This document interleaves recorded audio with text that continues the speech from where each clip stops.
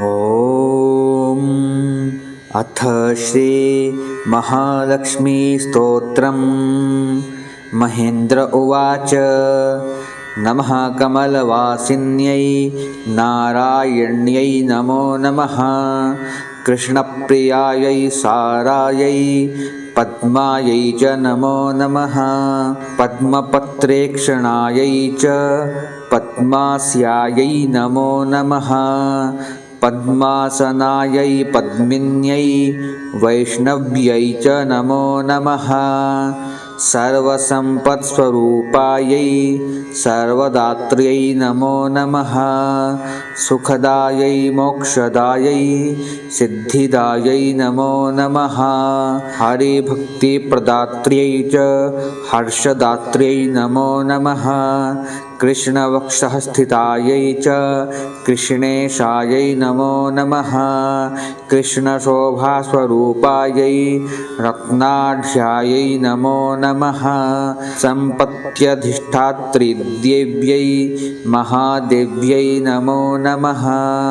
सस्याधिष्ठात्रीदेव्यै च सस्यलक्ष्म्यै नमो नमः। नमो बुद्धिस्वरूपायै बुद्धिदायै नमो नमः। वैकुण्ठे च महालक्ष्मीर्लक्ष्मीः क्षीरोदसागरे। स्वर्गलक्ष्मीरिन्द्रगेहे राजलक्ष्मीर्नृपालये। गृहलक्ष्मीश्च गृहिणां गेहे च गृहदेवता। सुरभिः सा गवां माता दक्षिणायज्ञकामिनी। अदितिर्देवमाता त्वं कमला कमलालये। स्वाहा त्वं च हविर्दाने कव्यदाने स्वधा स्मृता। त्वं हि विष्णुरूपा च सर्वाधारा वसुन्धरा। शुद्धसत्त्वस्वरूपा त्वं नारायणपरायणा। क्रोधहिंसावर्जिता च वरदा च शुभानना। परमार्थप्रदा त्वं च हरिदास्यप्रदा परा। यया विना जगत्सर्वं भस्मीभूतमसारकं। जीवन्मृतं च विश्वं च शवतुल्यं यया विना।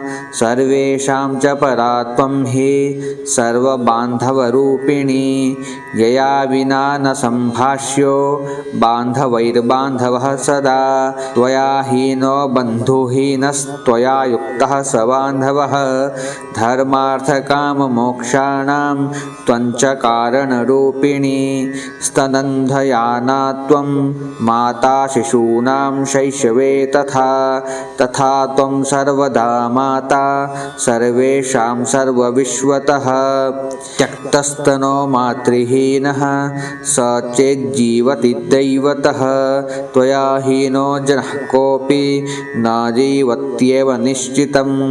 सुप्रसन्नस्वरूपा त्वं मे प्रसन्ना भवाम्बिके। वैरिग्रस्तं च विषयं देहि मह्यं सनातनी। वयं यावत् त्वया हीना बन्धुहीनाश्च भिक्षुकाः सर्वसम्पद्विहीनाश्च तावदेव हरिप्रिये। राज्यं देहि श्रियं देहि बलं देहि सुरेश्वरी। कीर्तिं देहि धनं देहि पुत्रान् मह्यं च देहि वै। कामं देहि मतिं देहि भोगान् देहि हरिप्रिये। ज्ञानं देहि च धर्मं च सर्वसौभाग्यमेप्सितम्। सर्वाधिकारमेवं वै प्रभावां च प्रतापकं। जयं पराक्रमं युद्धे परमैश्वर्यमैव च। इत्युक्त्वा तु महेन्द्रश्च सर्वैः सुरगणैः सह ननाम साश्रुनेत्रोऽयं मूर्धना चैव पुनः पुनः। ब्रह्मा च शङ्करश्चैव शेषो धर्मश्च केशवः। सर्वे चक्रुः परिहारं सुरार्थे च पुनः पुनः। देवेभ्यश्च वरं दत्त्वा पुष्पमालां मनोहरां केशवाय ददौ लक्ष्मीः सन्तुष्टासुरसंसदे ययुर्दैवाश्च सन्तुष्टाः स्वं स्वं स्थानं च नारद देवी ययौ हरेः क्रोडं हृष्टाक्षिरोदशायिनः ययतुस्तौ स्वस्वगृहं ब्रह्मेशानौ च नारद दत्त्वा शुभाशिषं तौ च देवेभ्यः प्रीतिपूर्वकम् इदं स्तोत्रं महापुण्यं त्रिसन्ध्यं यः पठेन्नरः कुबेरतुल्यः स भवेत् राजद्राजेश्वरो महान् सिद्धस्तोत्रं यदि पठेत् सोऽपि कल्पतरुर्नरः पञ्चलक्षजपेनैव स्तोत्रसिद्धिर्भवेन्नृणां सिद्धस्तोत्रं यदि पठेन् मासमेकं च संयतः महासुखी च राजेन्द्रो भविष्यति न संशयः। इति श्रीब्रह्मवैवर्ते महापुराणे द्वितीयप्रक्तिखण्डे नारदनारायणसंवादे 140तमोऽध्याये महेन्द्रकृतं श्रीमहालक्ष्मीस्तोत्रम्।